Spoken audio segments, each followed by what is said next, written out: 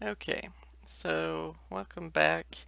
In this video, I'm going to do number 7 on the chapter 3 review, and this is a rational function. Okay, so rational means that it has a fraction of two polynomials, and we want to graph this rational function, labeling all the asymptotes, intercepts, and holes if there are any. Okay, so first of all, what you want to do with this is you want to factor the denominator of your rational function. Um, and then we should also probably factor the numerator as well. That will help us know where the x-intercepts are. So to factor this numerator, we have, well, my purple marker died. That's always fun.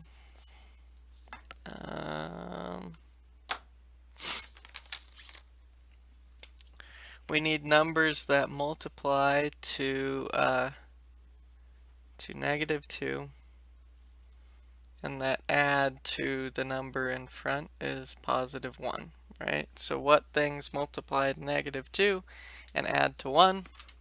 Well, 2 and -1, right? So the top will factor as x plus 2 and x minus 1. And then let's factor that bottom. So if you'll notice here, first of all, what you want to do with this is there is a common factor in all of it. So you want to take that out first. You'll notice there's an x in everything. So factor out the x first. So we get x times x squared minus x and then minus 6. Okay. So now let's factor that quadratic here. What we're looking for things that multiply to -6 and that add to -1. Okay, that middle term. So what multiplies to -6? -3, +2, I think. Okay. So what we've ended up with here is we've been able to rewrite our polynomial so that it's factored. Okay.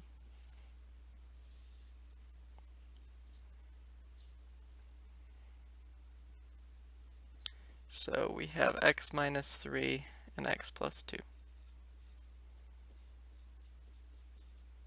Okay.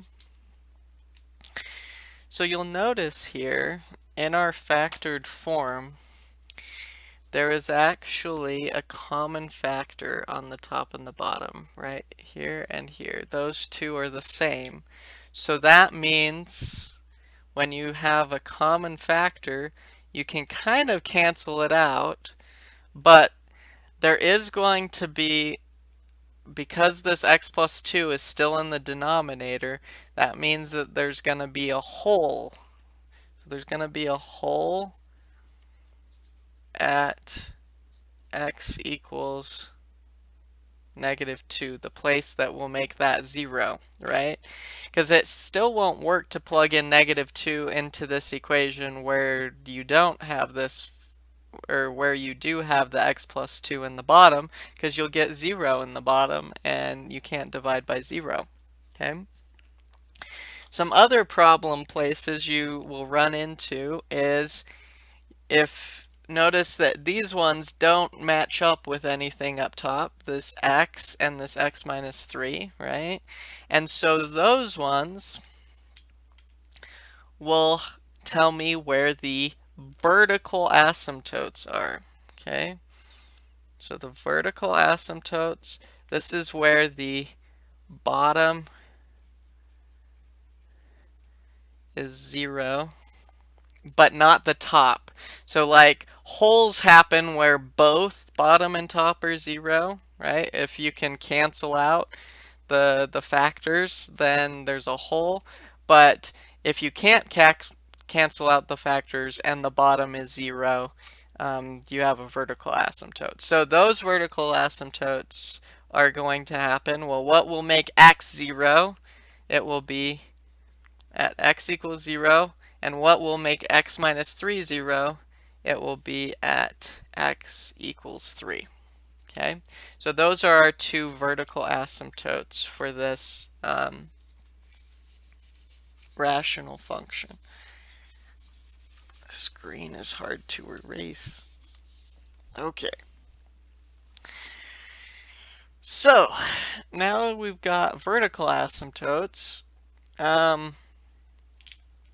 It wanted us to also find, so this was vertical asymptotes. We want to also find the horizontal asymptotes, which I write usually like that, HA, horizontal asymptote. And that's what happens if you have like a horizontal line that you're getting close to, right? Something like this, maybe that you're coming down towards, something like that. I don't know exactly what this one looks like. Okay, but you'll notice to have a horizontal asymptote, it's that as you let x get really big, what is happening to your y value? Does it stabilize to some number? Okay, and so in this case, if we look at our original polynomial, this like the one that we didn't factor yet, as we let x get really big, the only things that are going to matter are the x squared and the x cubed. The other stuff is insignificant compared to those ones. And so this function should behave like x squared, just getting rid of that stuff, divided by x cubed, which is 1 over x. Okay? And so as x gets really large in this, as you get a really large positive number in here, you're going to get close to 0, right? 1 divided by infinity is getting really close to 0. 1 divided by a million, right? That's 1 out of 1 million pieces. That's a really small fraction. That'll get close to 0. So y equals 0 is our horizontal asymptote. Okay. Now if you had a bigger power on top, so let's say I had switched these. What if I had an x cubed on top and an x squared on bottom? This would simplify to just x, right? And so as x gets really big, what happens to this? Well, it gets really big, right? Because it's equal to x. And so it would be infinity, and that's not a horizontal asymptote, so there wouldn't be one, okay? And then the other situation you could run into is if you have like 2x cubed divided by x cubed. These are again the leading terms. These x cubes would cancel out and you'd get 2. And as x gets really big, there aren't any x's in there, so it gets close to 2. So y equals 2 would be the horizontal asymptote. So hopefully that kind of covers all the situations that you could see there as far as horizontal asymptotes. Okay? So again, we got this because we took our leading terms, x squared, on the top and bottom and divided them, and it was like 1 over x, which as x gets really big, that's going to get really small, get close to 0. Okay? So that's our horizontal asymptote. Now let's find intercepts.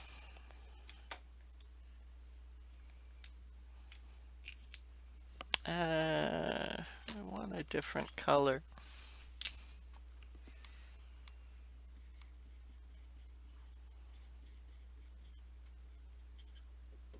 Okay, so the intercepts are going to happen where, well, let's start with the x-intercepts. So the x-intercepts, those are the ones on the x-axis. That happens when y is 0. So these are going to be things like a point and then y equals 0 here, okay? So what will make the y, or the f of x, 0 in this, okay? Well, this, how you find these is you set the top equal to 0, but you have to avoid the holes. So this 2, this negative 2 would make the top 0, but we already know we have a hole there, right? So that the bottom was also 0 there, so that one doesn't really count. But 1 does, right? Because when I plug in a 1, 1 minus 1 is 0 on top, so we will get 1 comma 0 is our x-intercept, and that's the only one, because the only other one we could have is negative 2, but that was where the hole was happening. Okay.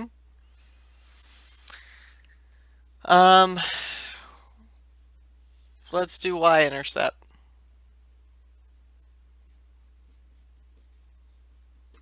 So to find the y-intercept, you set x equal to 0 and then figure out what y is, right?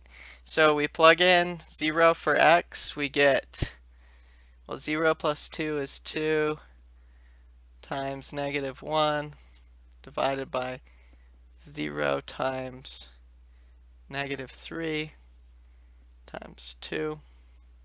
Okay, just plugging in 0. Everywhere there's a 0, there's an x, I'm putting a 0.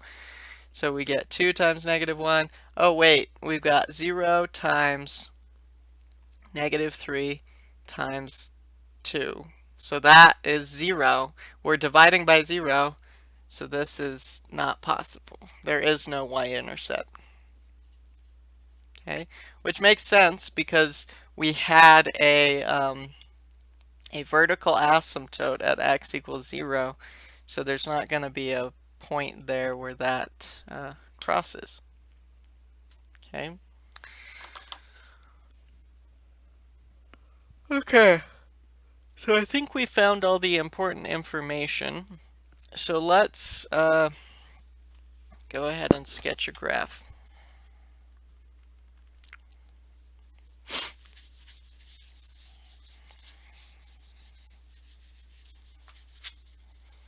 Okay, let me transfer over some of this stuff.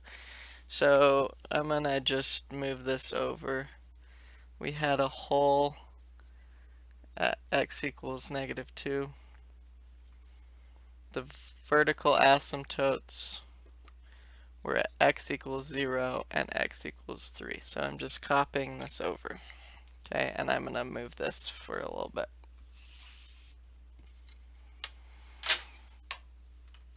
Okay.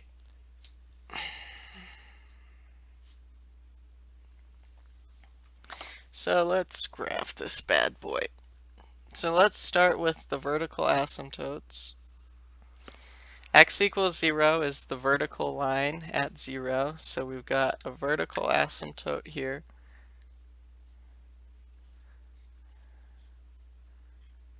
There's our vertical asymptote.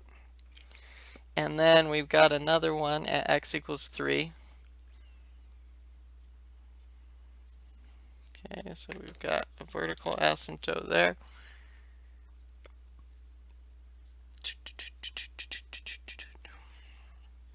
We've got a horizontal asymptote at y equals 0.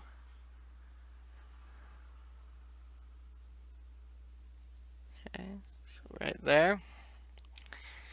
So those are my asymptotes. I have those down. Let's put in our x-intercept was at 1, 0. So we're going to be right here.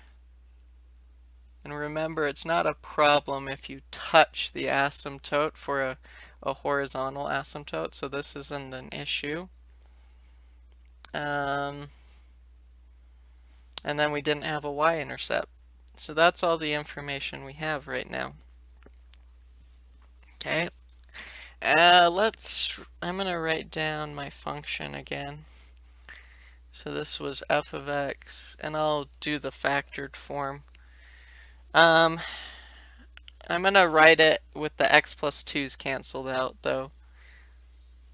just so it's a little bit simpler. Because we already know that that hole is there at -2. Okay, so this is basically the same as our function, right? It's just I canceled out that x plus 2 that was in the top and bottom.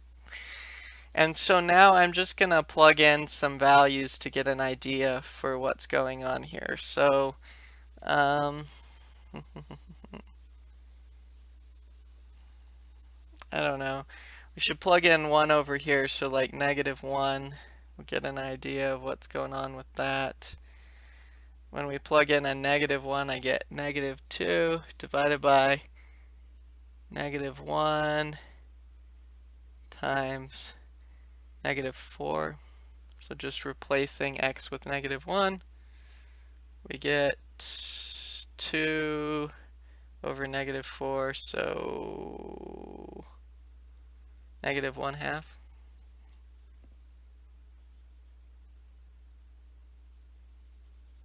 Oh, I'm not drawing this very well.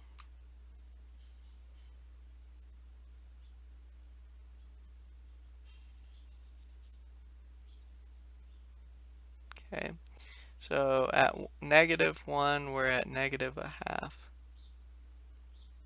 So, right there. Okay, and let's see what happens if I did like a really small negative number. Okay,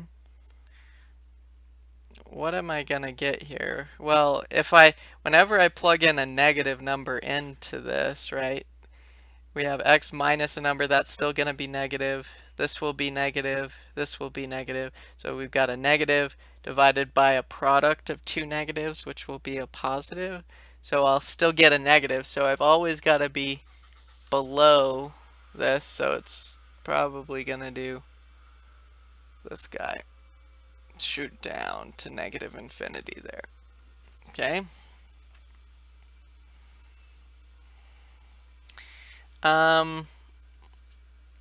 So now let's kind of figure out what it's doing in this region in between these two asymptotes. So I'll figure out kind of what's happening over here. I'm gonna plug in like +1/2 here and kind of get an idea for what's going on there.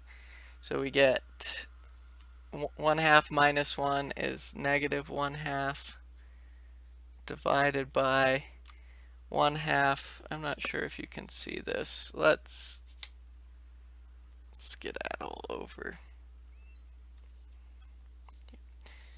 When I do so 1/2 was what I was plugging in, and then y, when we plug in y equals or x equals 1/2 into this, we get -1/2. When we subtract 1/2 times 1/2 minus 3, which is 2.5, so 5/2, -5/2. So really, when I do this, when I plug this in, I'm going to get negative divided by a negative is going to be a positive. So I'm going to be somewhere over in here. So it looks like I'm shooting up there. Okay.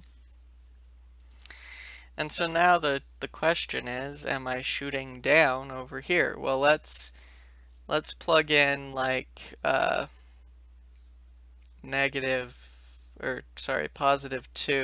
into the function and see what's happening. So we get 1 divided by 2 times -1. So yeah, that's going to be a negative number. So -1/2 actually.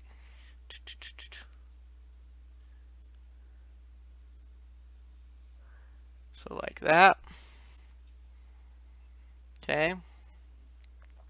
And then